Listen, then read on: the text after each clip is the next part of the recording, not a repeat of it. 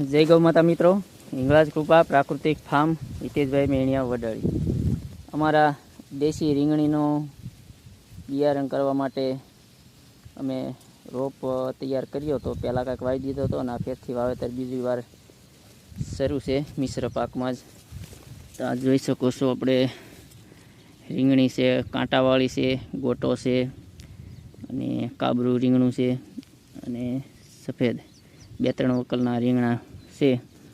તો અમે આ શાકભાજીના કીટ તૈયાર કરવી છે, દેશી શાકભાજીની કીટ. કોઈ પણ મિત્રોને જોઈએ તો જરૂરથી અમારો કોન્ટેક કરજો.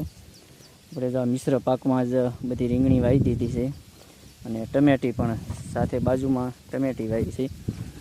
આપણે દેશી ટમેટા વાવી દીધા છે. હું મારો શાકભાજીનો કરી વાળો છે. અમે આગળ ખૂબ સરસ સારી રીતે